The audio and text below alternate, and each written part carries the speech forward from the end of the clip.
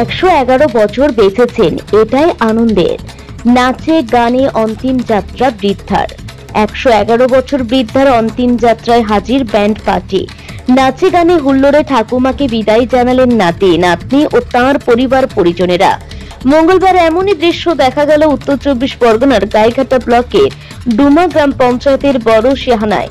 গ্রামের বাসিন্দা উষারানী মণ্ডলের মৃত্যু হয়েছে বার্ধক্যজনিত কারণে।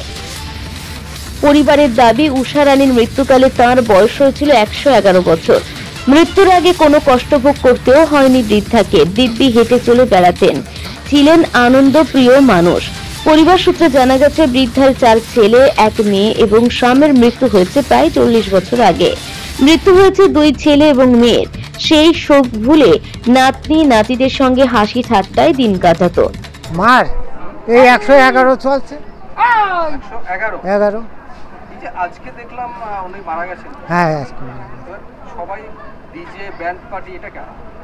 এটা ওই নাতিরা এরাই আনন্দ করেছে। আমরা সবাই নাতি, ওই জন্য ওনার কয় ছিলেন? ও হচ্ছে 4 জন। সবাই বেঁচে আছে? না, ওই মারা গেছে, বলো না 3 জন মারা গেছে। হ্যাঁ 3 জন মারা গেছে, মেয়ে একটা মারা গেছে, আর আমরা এই 7 জন আর আমি আছি। উনি কেমন ছিলেন? উনি কিরম মা কি একদম আগেকার লোক তো একদম দলা হয়ে গেছে, একদম দলা হয়ে গেছে। হ্যাঁ একদম। উনি কি সুস্থ ছিলেন? হ্যাঁ সুস্থ ছিলেন?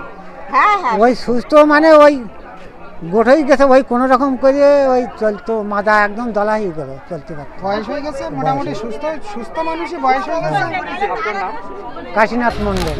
নাতিদের দাবি, বৃদ্ধা মৃত্যুর আগে বলেছিলেন তার মৃত্যুতে দুঃখ না পেয়ে আনন্দ করতে। উষারানীর সেই ইচ্ছা পূরণের মৃত্যু শোক ভুলে ব্যান্ড পার্টি ও ডিজের আয়োজন করেছিল নাতিরা। উনি আমার দিদিমা হয়, ওনার নাম হচ্ছে উষা মণ্ডল। মামা আজকে ব্যান্ড পার্টি নিয়ে এসেছেন? ব্যান্ড পার্টি নিয়ে আসছিলাম, আমরা অনেক বয়স হয়ে গেছে, আমরা নাতনিরা সবাই একটা ইচ্ছা, বা পাড়ার যারা আছে তাদেরও সবার একটা ইচ্ছা, অনেক বয়স হয়ে গেছে।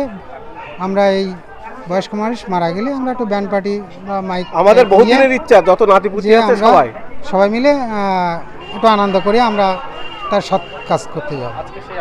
হ্যাঁ, সেই আনন্দটা আজকের আমরা উপভোগ করছি। সাধারণত মানুষ মারা যাওয়া মানে তো সাধারণত দুঃখের বিষয়। হ্যাঁ, দুঃখের বিষয় থাকে, দুঃখের বিষয় থাকে। দেখা যাচ্ছে হঠাৎ স্ট্রোকে মারা গেল, হঠাৎ একটা অ্যাক্সিডেন্টে মারা গেল, সে তো দুঃখের শেষ নেই। কিন্তু এ তো কোনো নর্মালেই মারা গেছে, বা কোনো রোগ ব্যাধি কিছুই না। হ্যাঁ সুস্থ ছিলেন, ও বয়স হয়ে গেছে। আমার নাম স্বপন ঢালি।